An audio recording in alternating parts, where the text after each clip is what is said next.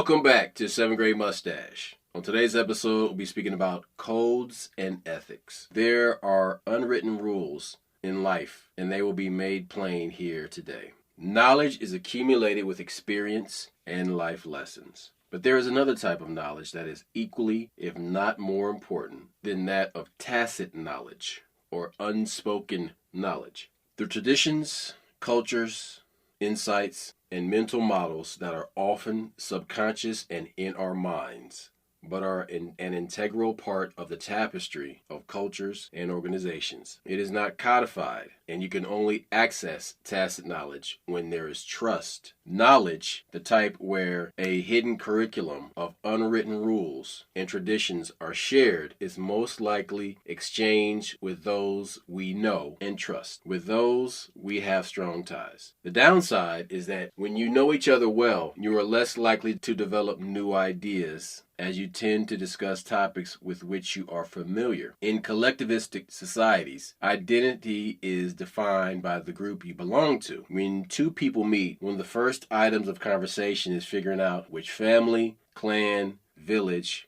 the other person is from. Since honor is a shared commodity, what one person does brings honor or shame upon the entire community. Children are taught from an early age how to bring honor to the family, and people are expected to be loyal to their community even at personal cost. Now, in Western cultures, family is much more of a voluntary association. At the age of 18, young adults are encouraged to venture out from home to find themselves or establish their own lives. Contrast that in these honor/shame cultures, life is a constant quest to develop and manage an intricate network of relationships that is social capital. The most important asset any person has is his or her reputation.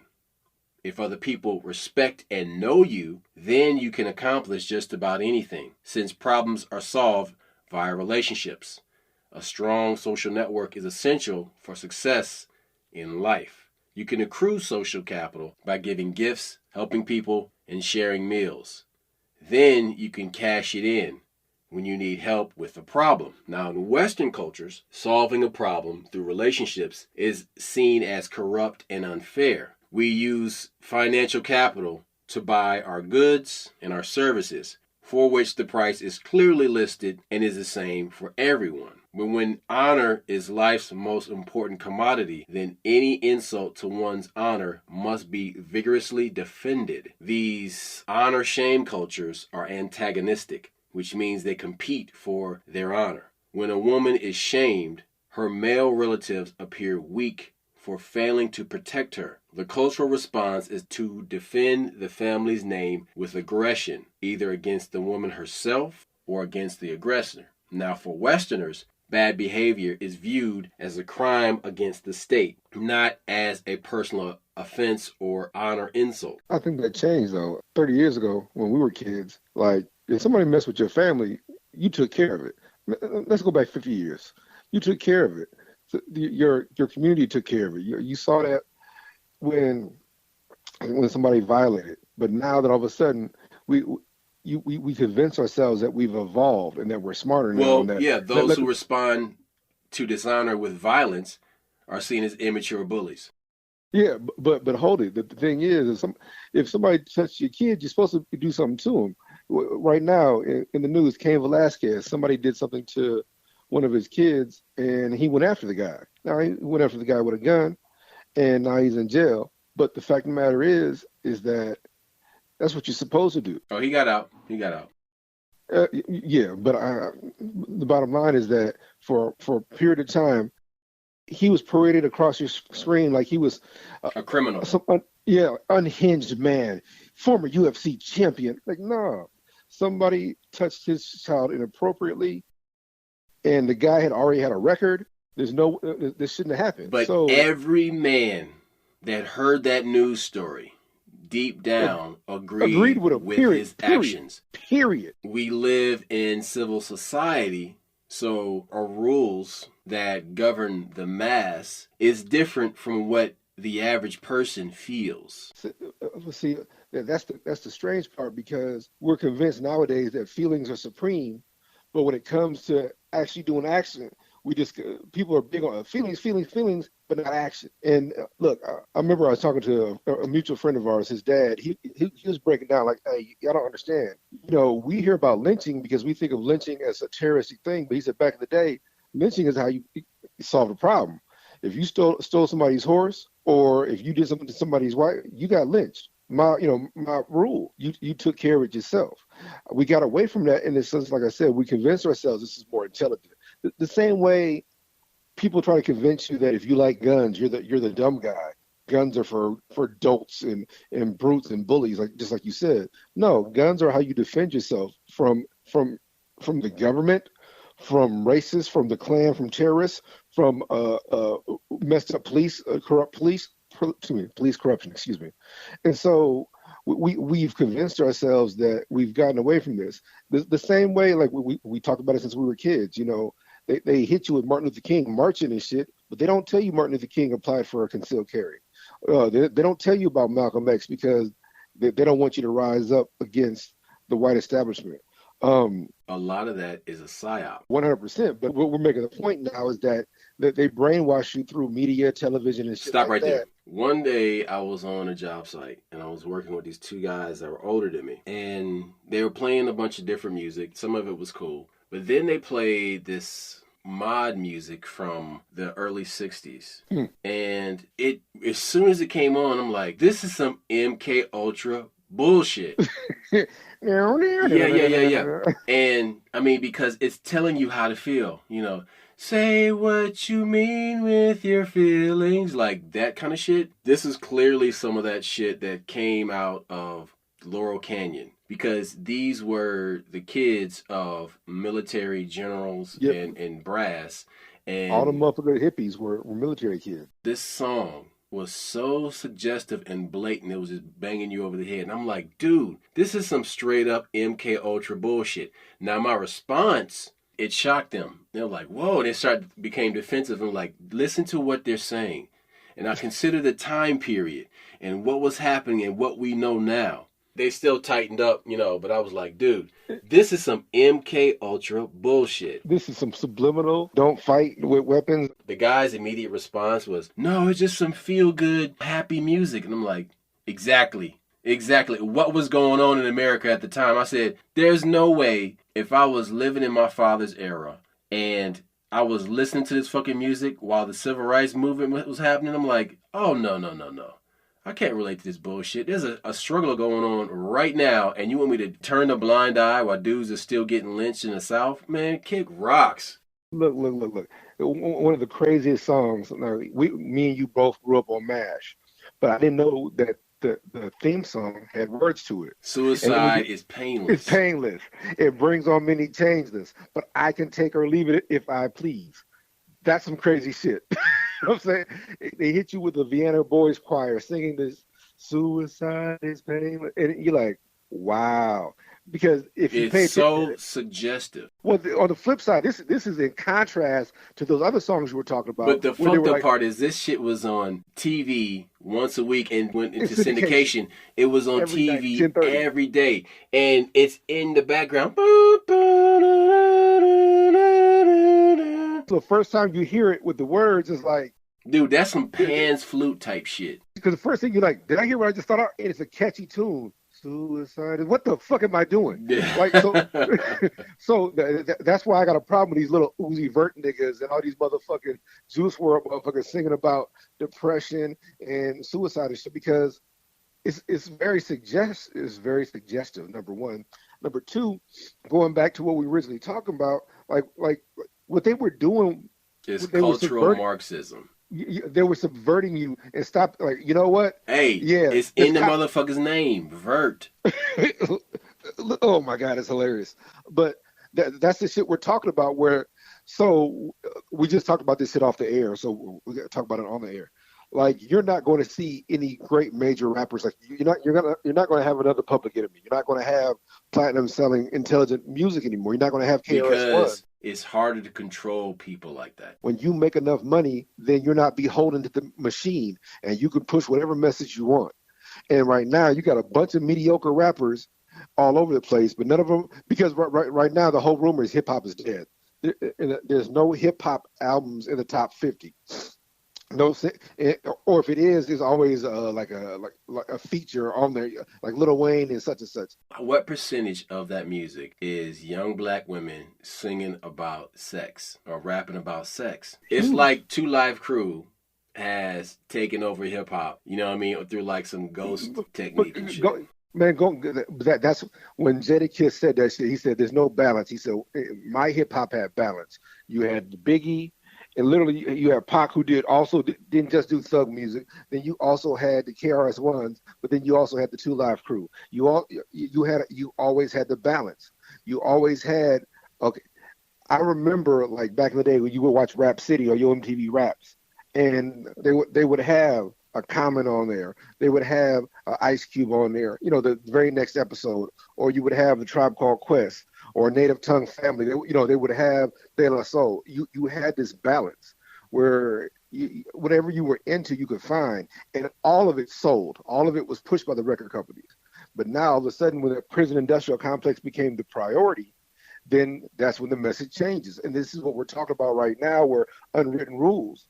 But see, here's the thing, though. So there are unwritten rules and respect in the streets. So respect in the streets is a complicated thing because you can give a dude respect, but too much respect and you on his dick.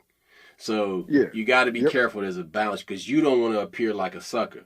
But let me get back to some of this shit here because it's when you look at these honor and shame cultures, it's okay. So these honor and shame cultures, they have clearly prescribed greetings for people of various social standing. For example, the greeting you say to an elder is different from what you would say to a younger person. Mm-hmm. Words are tools for defining the social hierarchy. Since the purpose of language is to communicate honor and maintain relational harmony, the concepts of honesty and truth look different. There was an Afghan American Christian who once said, when he invites an American to his house and they say, "Let me look at my calendar," that's an insult. Because in his culture, you must immediately say yes to affirm the relationship, even if there might be a scheduling conflict. But hang on. In the Afghan culture, an immediate affirmation is true to the relationship, even if the person invited knows they'll have to cancel later. Oh yeah, that's deep. But no, what I was going to say is, I remember I went to black school. We talked about it before, and I guess at some point, like in the late '80s, early '90s, there were a bunch of Nigerian students. Now in Nigeria, if a police officer stops you, you must argue with them, and they'll tear up the ticket. But in America, if you argue with the cops, that's another ticket. No, you're going to get your head cracked because, especially in the 90s, like, arguing with the cops get you beat up. Yes. Or killed. So what happened, you had professors that literally had to go bail out students, international students, because they, what did I do wrong? And they're like, hey, you don't argue with the cops here. But that's what we do. That is a cultural thing. And again, that's an unwritten rule, because if I went over there, I wouldn't know that. There's no handbook to tell you that. And, I would probably got a bunch of tickets because I'm like, oh, shit, I don't want to argue with this cop. But it's just, there are cultures where shit is just the opposite. And that's where, I don't want to say that things get mixed up. But like you just said, when it comes to, like, on the street, like, you be respectful. Like, when you meet somebody famous, hey, nice to meet you, shake their hand like you do anybody else. But if you start writing his nuts, like Ice Cube said, female groupies, I make them wait. Male groupies, I can't tolerate.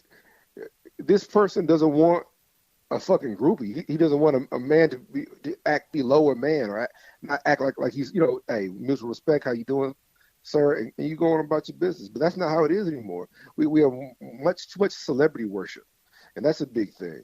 And in Western cultures, words communicate information and facts, such as cut to the chase and don't beat around the bush. And they are morally, indirect communication that prioritizes harmony and status comes across as deceptive, dishonest, or manipulative. In Okay, I was gonna say in English you got that connotation denotation.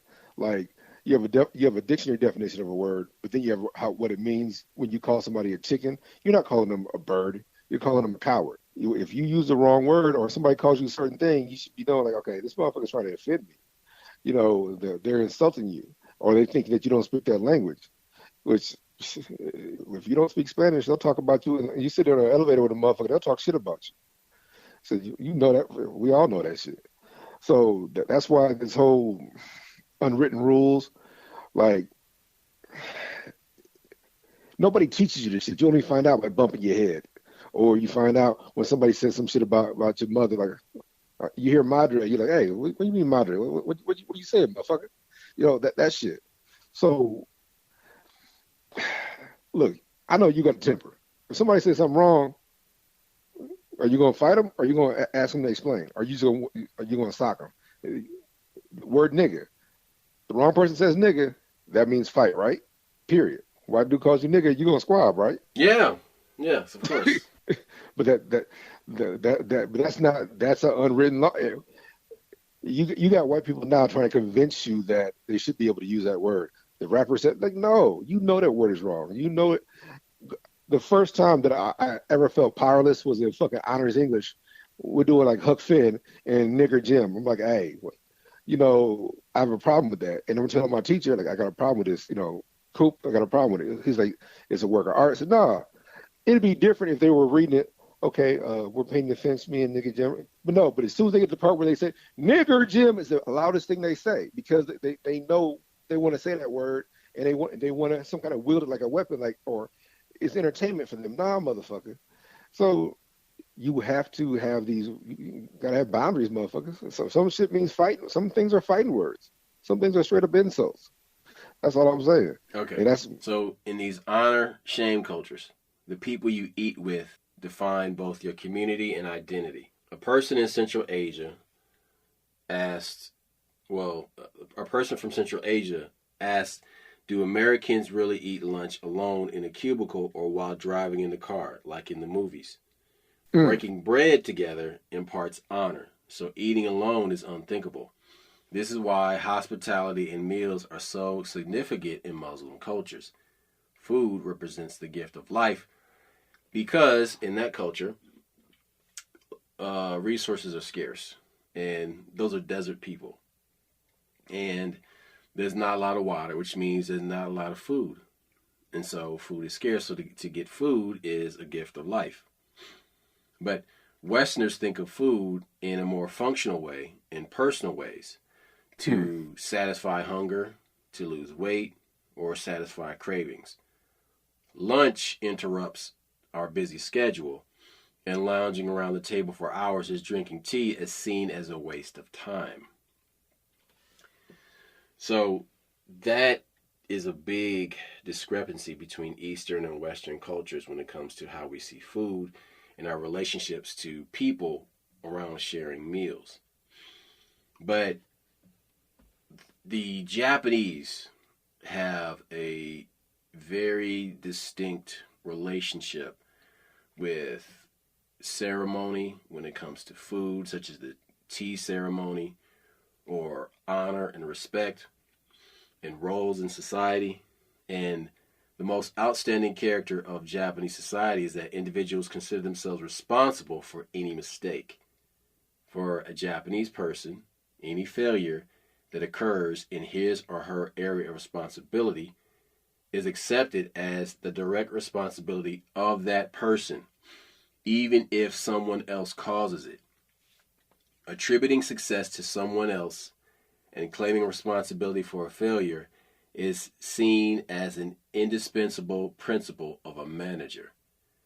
To be a leader and to lead others requires taking responsibility of mistakes of other people. In March of 2015, 51-year-old Ryoichi Kishi, a Japanese engineer, was one of the significant experts on a suspension bridge in Turkey. He committed suicide after blaming himself for the snapping of a cable on the Izmit Bay Bridge. Oh, of shit. which Wow. he was part of the design and construction team. Kishi left a suicide note that read, "I bear complete responsibility for what happened. Nobody else was at fault." The body of Kishi was found by school children at the entrance of a cemetery in northwestern city of Yalova with his throat cut and wrist slit.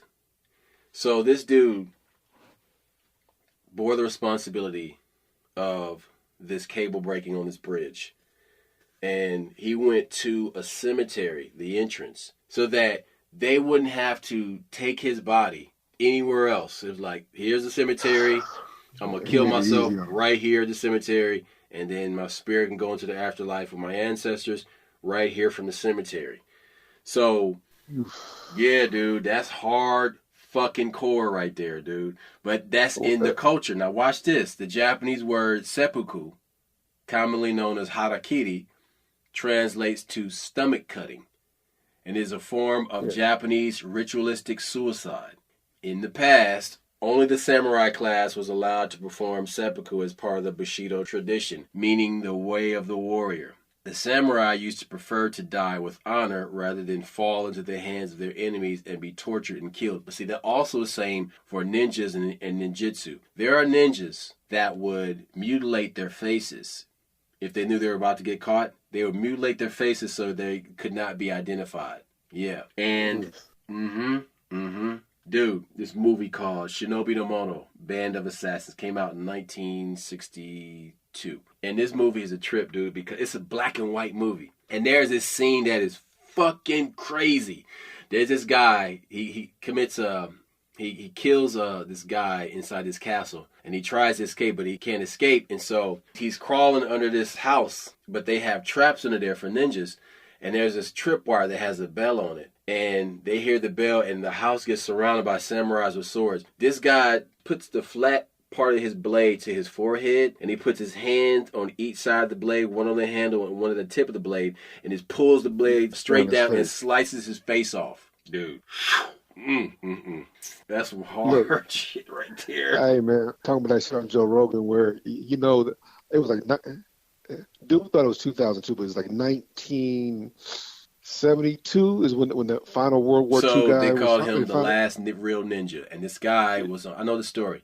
So what it was is that ninjutsu in the public had been removed around the 1880s. And so what happened at that time is that the Tokugawa Ieyasu, the Ieyasu family, that pretty much brought the samurai way of life to an end in Japan, they kept ninjas around. So there's two main clans in Japan, ninja clans. There's the Iga, IGA, and the Koga, KOGA. So the Iga became gardeners in the castle where the shogun lived. So he wanted the coldest ninjas in his garden collecting intelligence. And then he had the second best ones become the police. So the ninjas became the police, right? So this is the crazy part. So then from there, it just disappeared or appeared to disappear, but it went underground. But watch what happened. So then when World War II was going on and the Japanese had to step up their efforts, they created an intelligence school based on ninjutsu. And they were teaching these guys the ways of the ninja, but updated it for modern times. And they taught if you were captured, you would commit suicide, how to be stealth and move in the forest like a ninja. And that's why you had the kamikaze bombers blowing up ships. Well, that's more like samurai shit. But check this out. But the thing is that these guys that were part of this school, and there was actually a movie about this. There's like 1 or 2 movies about this. Rikigun Nakano. That was the name of the movie. Rikigun Nakano. And so these guys, one of them was shot down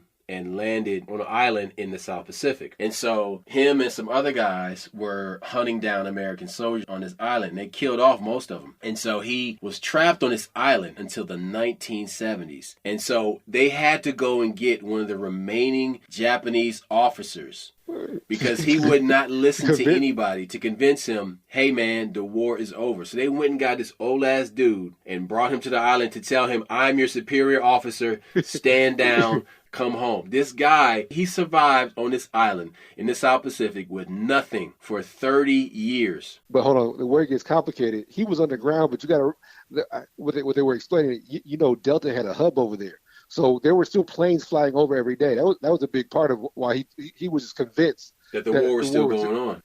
Because the planes were literally landing on an old World War II airstrip. So in his mind, he's like, okay, these motherfuckers is just.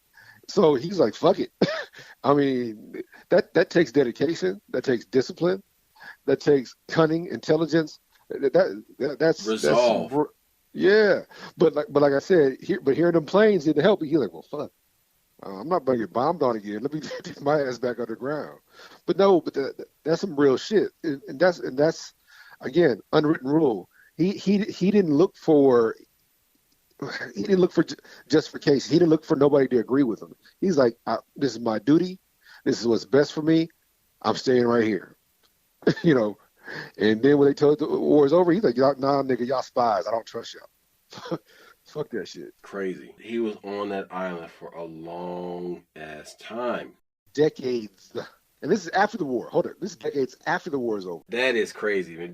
Can you imagine what is going on in your head? So his name was Hiru Onoda, and he was an intelligence officer. Yeah, and this guy was 30 years, long after the war had ended. That shit is crazy, dude. Look, he lived to the age of 91. You can't make that shit up. That sounds like it's a story. That sounds like so much of the real shit is way more. He died amazing. in 2014 at the age of 91. Yeah. The real shit is way more amazing than some of the shit these writers contrive and make up. Because if you saw that in the movie, you wouldn't believe it. You're like, man, this bullshit. Wouldn't no nigga sit there for no 30 years, motherfucker? No. Like you said, he just passed in 2014. He just. Check this out. So he was an intelligence officer, and he was a graduate of the elite Nakano Spy School. And the school taught officers stealth tactics and values like integrity, above all, completing the mission, which aligned with the basic tenets of the centuries-old traditional ninja practices. It's crazy. So the man who is the inheritor of the ninjutsu tradition, Masaki Hatsumi, he lists 18 fundamental areas of expertise, 11 of which were echoed in the Nakano's training: spiritual refinement, unarmed combat, swordsmanship, fire and explosives, disguise and impersonation, stealth and entering methods, strategy, espionage, escape and concealment, meteorology, and geography. There was enough in common between traditional ninja training and Nakano's to call these men modern ninjas. The two shared loyalty, secrecy, a sense of duty, and a sense of integrity. That motherfucker's a ninja, dude. He probably killed countless people on his own, just hiding out there on the island. Somebody ventured on the island by mistake. He probably had booby traps and every damn thing else. Shit. Yeah, I wonder if they ever made a movie about this dude in Japan. You would think they would. That'd be instant box office success. You know what I'm saying? But look, see that's the kind of shit that like I said, this is the kind of stuff we talk about in 2021. It's called Onoda, 10,000 Nights in the Jungle. Oh my God! 10,000 see that shit. Wow. Yeah, it got a pretty good rating on Rotten Tomatoes. Not that I give a fuck, but yeah. Anyway, man, yeah, so, okay. So, seppuku was abolished in 1873 after the Meiji Restoration, which enabled the emergence of Japan as a modernized and westernized nation. However, voluntary seppuku have been practiced since then. According to Japanese culture, if a person does something wrong that can tarnish his honor or can harm other people, it is quite normal to commit suicide even today, not unlike the traditional seppuku, which was by cutting the stomach. Sakura cherry blossoms have a significant cultural importance in Japan, and they are rich in symbols, ranging from representing clouds to Japanese nationalism. But they also represent human mortality. What about that suicide forest over there by Mount Fuji, where motherfuckers literally wander in there and just don't come out? Exactly. They are beautiful and short-lived, only lasting a few days. Unlike other flowers, Cherry flowers shed their petals at the height of their beauty without discoloring, withering, and dying. The Japanese believe that people are trained to die with honor and beauty just like cherry blossoms. The extreme beauty and quick death of the cherry blossoms are associated with the life of an honorable person. An honorable person should die without losing his honor and good reputation. Wow. So, friendship in Japan is different. It can be a little high maintenance to remain friends with relatives, with Japanese people, compared to friends in the West. So, on the other hand, they are far more loyal. Even if you really make it, if you make a Japanese friend, they're friends for life. It has been said that Japanese have an outer veneer of politeness and generosity, but just below that is a hard shell which resists making friends easily. But once that shell is crossed, the friendship is very deep, loyal, and can last forever. Westerners, by contrast, will quickly make relative good friendships with people, sometimes in just a day. But due to the transient nature of Western workplaces, there is resistance to making extremely deep, forever friendships. Man, look, coworkers are coworkers, motherfucker. Friend, somebody you came up with. And this culture is different. There's a lot of phony motherfuckers too. Yeah, look, I don't need something in common with you to be your friend, but it's one of these things where it's like, I don't use that word with everybody. You know what I'm saying? The word friend has a much deeper profile. Like I said, connotation, denotation, it has a different connotation for me. I'm like, okay, that means that if you call me and you need my help, I got you. You know, a friend is a family member to me. A real deal, like motherfucker, I can rely on. Like Westerners have easy go relationships, and the Japanese are the opposite. I agree with that, but I'm just saying for me personally, like. I got about 5-6 friends, and that's it. I mean, I got a lot more acquaintances, and I got relationships that are fostered and they grow. Like you said, there's unwritten rules. I would never date one of your exes. I would never date one of your family members. It's like it's enough women in the world where I don't need to do that. Oh, we personal relationships. Wrong. Go get somewhere else. On the flip side, that's a power dynamic. People like keeping secrets, and they like feeling like they got something on you. I was dating this chick, and we got a mutual friend, somebody that me and you grew up with, somebody we've known for years. And so at some point in time, she dated him. But, of course, she didn't tell me until much later. I'm like, I asked her, why did you tell me? Because she said, I knew you wouldn't date me knowing that I dated a friend of yours. I'm like, you were right. So when old boy decides to get married, he invites her to the wedding. And I'm like, you shouldn't go. That's not a good idea. She's like thinking I'm being jealous. I'm like, no, I'm not jealous of that nigga. Nah, it's just the fact that I've known him longer. He's truly a friend of mine. Now he doesn't have my number, true enough, but all he's doing is inviting all the pussy from Pussy Pass to watch him get married. So basically, he's flaunting in your face that you weren't good enough, but at the same time, he's looking back like, yep. That's another thing. That's if an ex invites you to a wedding, don't go. Don't fucking go. And here's why. Because of what we're talking about right now. And that is saving face, honor, maintaining your own honor. And people have to be told shit like this because they come up watching these dopey ass fucking stupid Hallmark movies, rom-com movies, and it's like, I'm just gonna go to the wedding and it's gonna be funny. I can be like the guy on TV. Hey, no, fuck all that stupid shit. No, okay, that's not your culture. And here's another thing: is that because we live in this melting pot of different cultures, you can be like Bruce Lee. You can keep what works and throw away what doesn't. Yes, Jeet Kune Do. Pick the part that's effective, but some of this stuff you have to explain to women. And some of the stuff has to be explained to you as a man, but all you are is a trophy. I'm trying to explain to her all you are is a trophy, and that's it. He's being entertained by your presence. So do you think you're the only piece of pussy he invited to his wedding? Because I'm trying to tell you, I'm his homeboy. I've known him for years. I've known this dude. Yeah, we know this dude for years. So, but if I say something, I sound like you're just upset. You're just jealous. I'm like, no, I'm not jealous of anything. No, that's not me. Um, another same person. So this dude you can't stand. So at one point in time, she dated a dude that you can't stand. You went to high school with him. But again, I became friends with him because we had a homeboy that passed, so I became friends with this guy. Now again, she didn't tell me they dated because she knew if she had told me, I would have dated her. Fast forward, something happens where he gets offended by her, so that's when he tells me, "Hey, I used to date Tanya too." I'm like, "For real?" And so I go off on her. And I go off on her, and she's like, "Well, this." I said, "No, let me explain this to you. This individual didn't graduate high school. This individual makes less money than me. This individual is less than me in every way.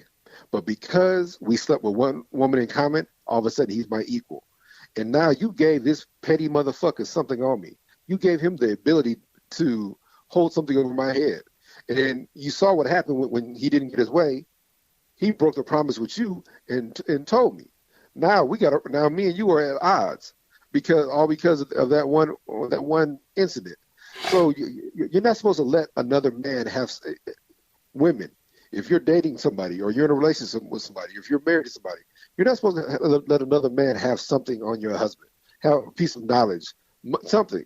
You're not supposed to let that happen because now this guy's going to be caught off guard or blindsided or embarrassed or humiliated all because, and that motherfucker, that so-called male friend of yours or friend of his, they're more than happy to have that information because, like I said, this guy is not my equal in education, in career, in finances, or anything.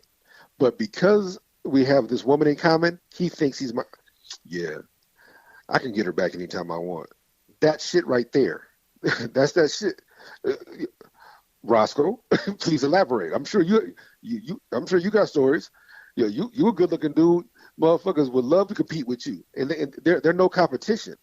Or what happens when somebody competes with you and they didn't tell you that we were competing? And so I had to explain to somebody. I'm like, yeah, another dear friend of ours. So I'm helping him. He's studying. I'm helping him with something. He's working on some, and he goes, "Hey, duct tape. They don't know what it's like for guys like us who make $52,000 a year." And I had to pause because I'm like, he was looking for confirmation. He was looking for you to co-sign on his state of mind.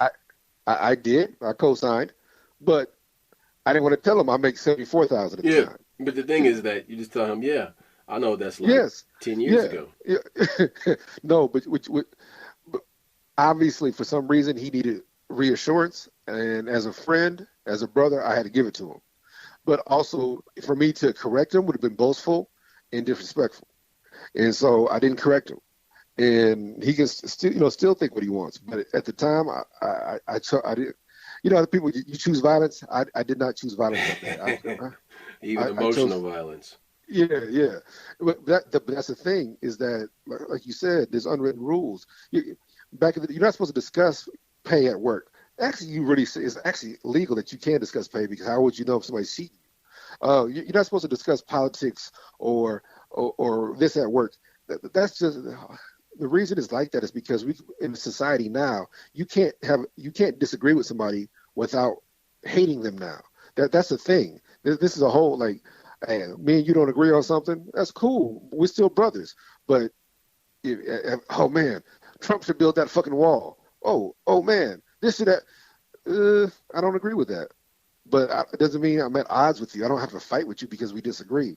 And so we're at a place where everybody wants to be gangster or everybody wants to be able to those are fighting words. And I'm like, nah, some of this shit ain't fighting words. Some of this shit is just basic conversation that we should be having so we can evolve to the next thing. I don't want to say people are stupid. That's not the right word. People embellish their ignorance. They're so happy to be ignorant. And they revel in this shit now. And it's crazy because back in the day when you didn't know something, you worked really hard to find out what it is. Like, this, I got severe ADHD. But people be like, well, how are you so smart? Like, I was around smart people. I was competing with people like Roscoe. I'm competing with certain. In not in a negative way. Not competing as in I hate you. I'm jealous. No, I'm competing as in I have to have these skills to compete, to survive, to yeah. The, look, the unwritten rule is if you don't make your own way, if you don't make your own money, you don't eat, you don't survive. You're homeless. I wasn't going to be that person. You can't let your symptoms dictate what you do in life. That's all I'm saying. But you one of the most smartest motherfuckers I know. I got to compete with that. Not a negative way, not like I'm jealous of you, but I'm like, okay. No, just bring some shit to the fucking show, nigga. That's all. but no, but that's the whole thing is that when people find out, hey, you have a disability or you have this, I don't have a disability. My mom didn't let me have a disability. No, shit. Those are people like built-in excuses. That's what I'm saying. They have these excuses now and they run with that shit.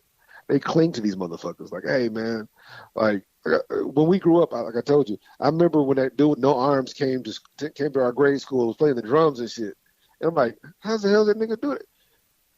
He ain't got no arms, but he was still competing. He was still a successful person. Determination. People don't have that anymore. They want to be the victim. They want to be on a talk show. They want to be able to like, look at me now. And I'm like, I don't even remember you, motherfucker. Remember those shows like on Ricky Lake where the motherfucker, you used to tease me in high school. I still tease you now, motherfucker. I don't know what the point was. Like, you're still a dork. But it's up to you to fix whatever the fuck is wrong with you. It's crazy when you see a motherfucker you haven't seen in a while and they still got beef with you. I'm like, look, dude, you can let this go or we can go out to the parking lot and I can put a hard scarf on you. What you want to do? But okay, I didn't know you had a problem with me. No, but they've been walking around like, you know what I'm saying? They have been in this cage the entire time. Like, look, nigga, do you still like the fingerprint? Like, I don't do shit from third grade either, motherfucker. Like, nah. Has anybody ever accused you of sleeping with an old lady and you didn't know? Like, no, I didn't sleep with your old lady. Who's your old lady? Like, oh shit. What was the timeline on this? You know what I'm saying, son? Because she didn't tell me nothing. Yeah. So I think, like I said, I think the biggest thing is that people are competing with you, and they're not telling you, and that's not cool. Like, let me know, because I was beating you on accident. At least let me know so I can beat you on purpose. You know what I'm saying? That's the least you can do. Yeah. I mean, dude, like, yeah. But okay, going back to what we were saying about these unwritten rules. When you look at another culture like the Japanese, and you can see like correlations to the Bible. And oh yeah. Right. So then if you look at the Bible, so hold on a second, let me zoom in this shit.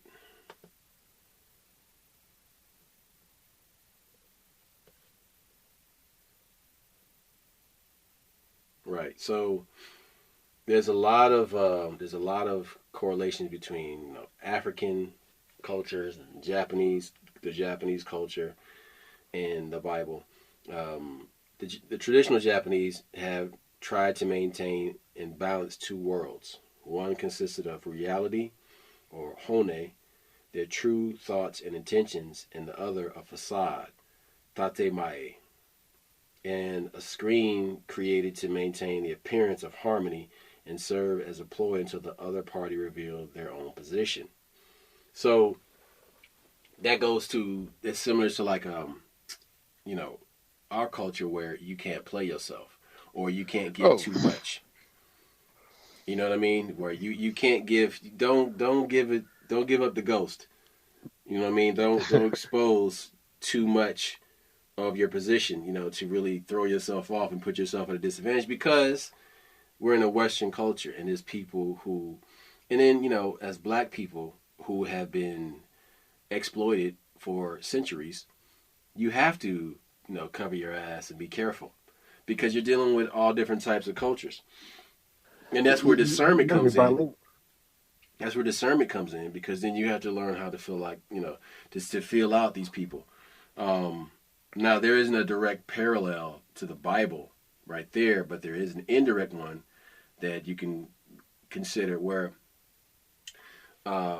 all the talk we Be hear from a certain part of the Bible, not meaning what it clearly says, is clearly a product of a modern and Western bias. So high context societies often mean more than they say. Um, and people are just too low context to grasp it. Take the lesson to heart the next time some skeptic argues about how the Bible clearly says something. And, you know, the Bible is not meant to be taken literally.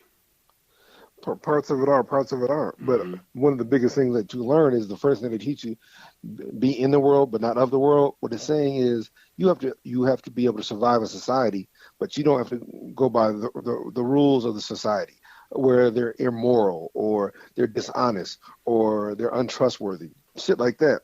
Where you know, like when you deal in business, they always talk about ethics, ethics, ethics. That's not ethical. Eh, that's not illegal, but it's Mm-hmm. ethical. That's a game they play. They give these rules to the workers, but they don't give these rules to management and the owners. You know what I'm saying? What my grandfather told me about ethics, he's like, shoot, I had more money. Oh, I got there first. So that's not illegal. So that's the whole game they play. They make these words like they're interchangeable, like ethics and laws. They're not. Ethics are unwritten. Laws are written, and you can break a law, but and so that's the kind of stuff that we're talking about when you have correlations to the Bible and society. Uh, Okay, so let's talk about time for a second. So, in the West, people have been conditioned to view time as something like a train speeding down a straight track. The train never linear. slows down or stops, and they have a compulsive, deep seated need to be on it, moving toward specific goals.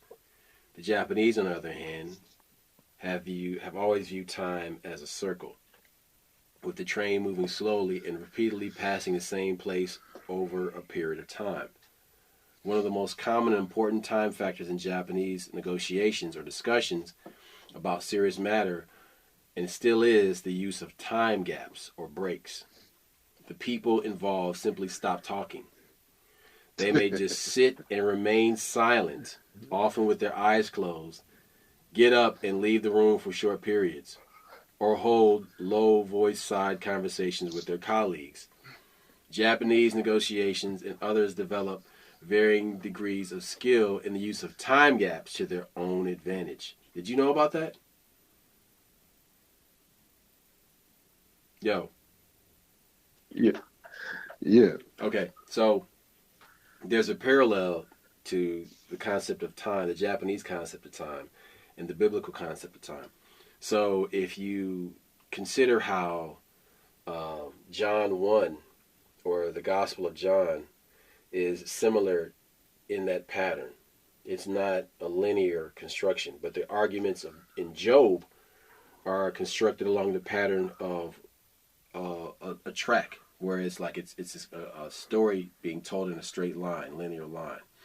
Whereas the Gospel of John kind of jumps around, and so I remember one of the big things they talked about when it came to telling time, like for brown people, whether it's Native Americans or Africans, we tell time by events, by meaningful events to us.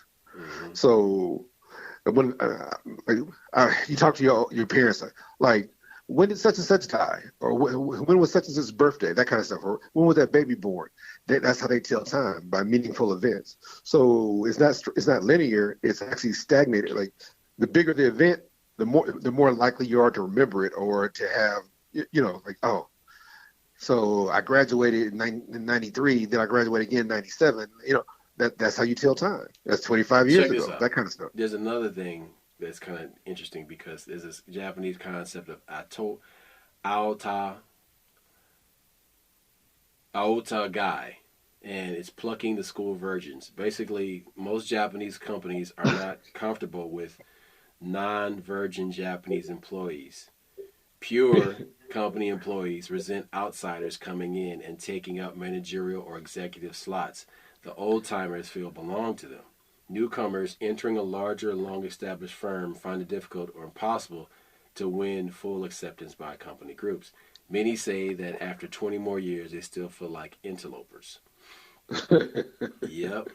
So, check this out. So, there's a kind of a biblical parallel to the concept of ritual purity. And it's closer to the biblical world's idea of in-group, out-group relations. Marrying outside of a certain group, or, marrying Yep. people from a different clan or a different tribe, which did happen many times in the Bible. But, there's Yeah. always... Moses married an Ethiopian woman. Mhm. Shit like that. Exactly. Well, I mean, but he was black, though, because he could pass for Egyptian. Yeah. Yep. But Ethiopia, at the time, Egypt, they were still kind of considered separate. One's Cush, one's Kemet, yada, yada, yada. Mm-hmm. But it was a thing. Right. Right. And so there's also the biblical idea of collective and loyalty to a group and collective responsibility. People in the biblical world had no legal rights, only obligations to their rulers. But in Japanese culture, there's batsu, keeping the team together. In ancient Japan, people possessed no legal rights, only obligations to political rulers, just like the biblical times. Thus, joining groups brought security and acceptance in the absence of legal rights, but also peer pressure to conform. Group members take care of their own, providing a measure of protection from the outside world as well as social standing and power. Yeah. So there are corollaries between the cultures of the Bible and Japanese culture.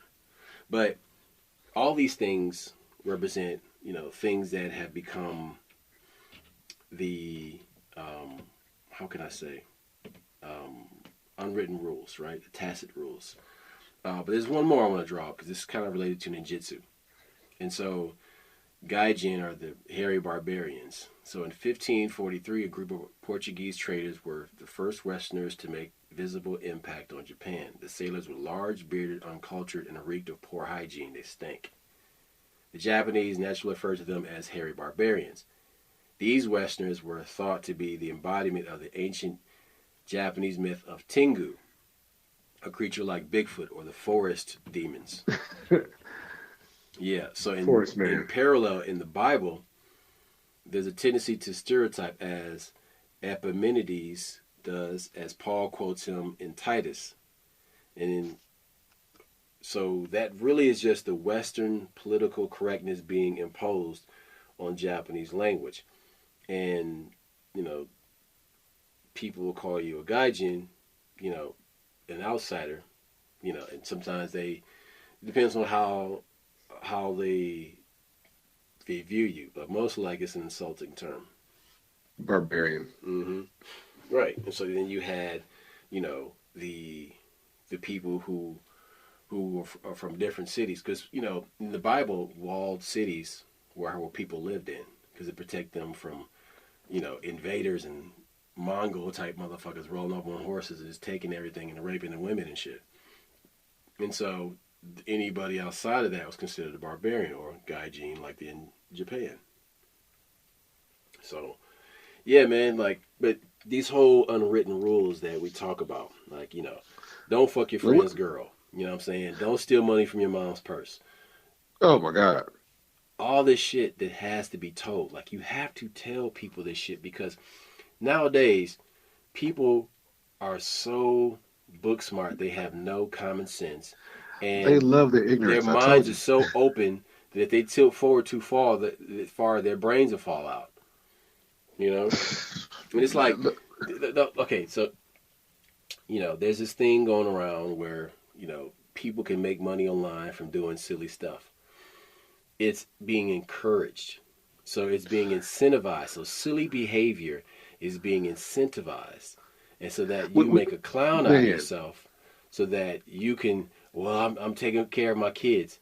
What type of example are you providing for your kids? Yes.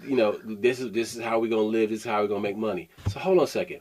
So are you that slave that did not want to run away, even though The you had buffoonery. children? Look, uh, what about the fact that you have people who are celebrities just for the sake of being celebrities? Kim Kardashian, we talked about this on past podcasts. If you did an adult movie back in the day, you were shunned. Now it's not encouraged, but it's not shunned either. It's like, okay, give this person a check. Again, you're willing to parade around naked for money. That's not always the way to go. That's not always healthy. That's not a good message for your children. What she has like daughters and a son now, whatever. What happens when they kids get to high school and somebody brings Yo, up her mama sex tape? was fucking on tape. It brings it up and shows it to them. Like again, the example we brought up on past podcasts was we were auditioning. Me and my homeboys were auditioning for a movie, and I got up there and found out you had to put on a dress. I left. So yes, it's two. The movie had Wesley Snipes, and it was Tu Wong Fu, thanks Judy Newmar, whatever the fuck it is. But it was being filmed in Nebraska. This is like 1995, 96, whatever, and might have been 94, but whatever. But the thing is, there were certain things that I won't do. I wouldn't do them back then. I won't do them now. You're not going to see pictures of me in a dress, and you have to, like when you talk to your daughters. I told them, like, when they get to school, decide what you're willing to do now. When you get to work, when you have a job, what are you willing to do now? Don't change that shit. Now, I'm sure your needs and things will evolve as you mature, but there's some things the answer is no. Period. There's some things the answer is no. That's so huge right there, because you have to say no. The crazy part about it is no is one of the first words that every person learns. Oh, and mine it's and no. conditioned out of you to say Yeah. no. They shame you into this. That's how the collective or the masses or these whatever condition you, like, oh no. I'm offended. Like, dude, you're trying to take money from me. You're trying to steal my land. You're raping my wife. You're abusing my kids. The answer is no, unequivocally no. Now, if I say no again, I'm gonna shoot your ass. That's the whole thing. But the answer, there's nothing wrong with no. Don't run from it. Right, but it's not appealing to say no anymore, because no does not come with any gifts or any treats or any type of advantages. Well, yeah, it does give you advantages, but people are not encouraged to say no. People, especially the past 3 years, people have been yes has been the operative word. Yes, yes, yes to everything. Yeah, yes, I'll take this medicine. Oh, yes, I'll wear this dress. Dave Chappelle. He said he wouldn't wear a dress. He said that joke has been done. But then you see Martin wore a dress. You see Kevin Hart wore a dress. You see all these brothers wearing dresses. Yeah, Jamie Foxx, Wanda. You see that shit. He's Terry like, nah. Crews is happy to do it. Look, I saw this photo recently of Terry Crews at the first Expendables movie premiere, and he had his shirt off and he had a bikini top on. I'm like, dude, why are you so turned and extra while these white dudes are in suits? Look, I get. Look, hold it. This is something that people don't know about us. We love comedy. You love comedians. I love stand up. But not at the movies. expense of your self-respect. Yeah, like I'll do certain things, but some things I will not do. And there was no point in doing that.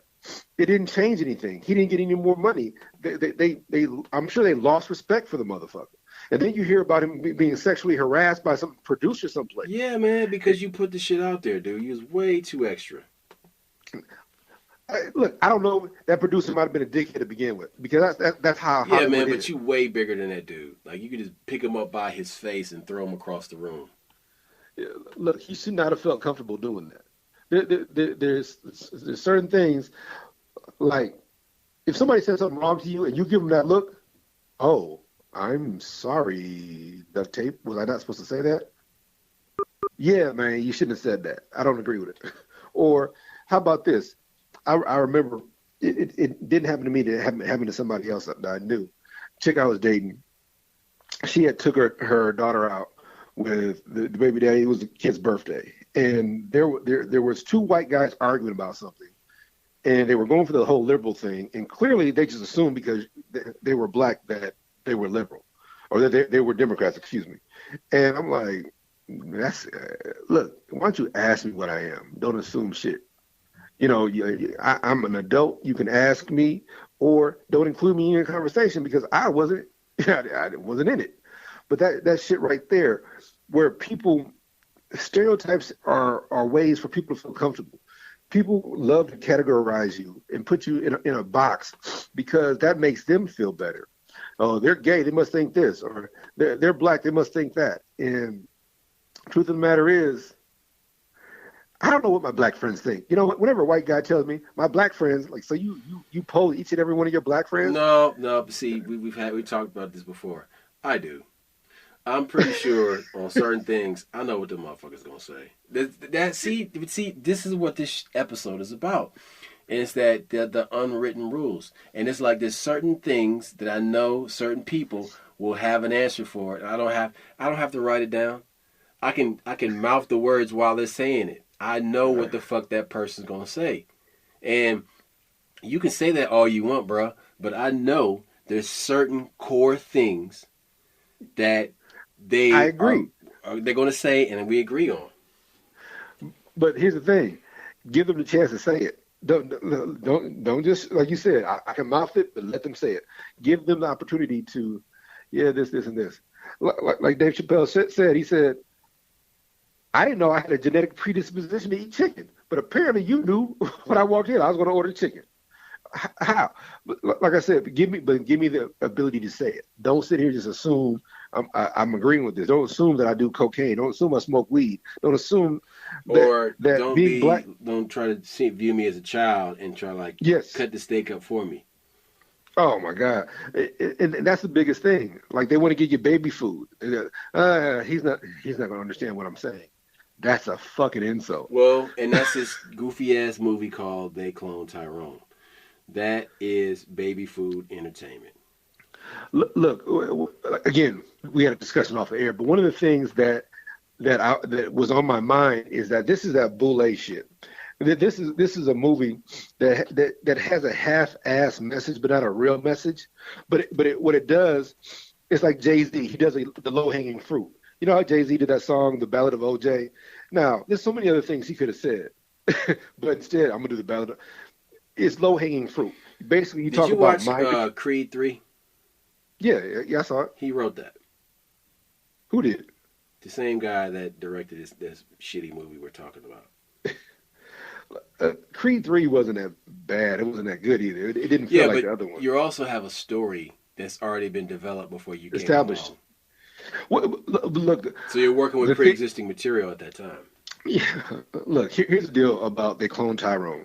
They talk about all the things in the black community, and the only problem is white people, and white people are all powerful, and they can control you. And then at the very end, they have this half-assed moment of clarity of, I shouldn't be doing this kind of thing. But the bottom line is, yes, our food is contaminated and tainted. That was proven in the 60s. Like literally, there were supermarkets, the same supermarket chain. If it wasn't a black neighborhood, their fruit would be older, and the fresher fruit was. So going back to that, we know now that they have atrazine and everything. They have Roundup on all this shit, fucks your gut up. That's a real thing.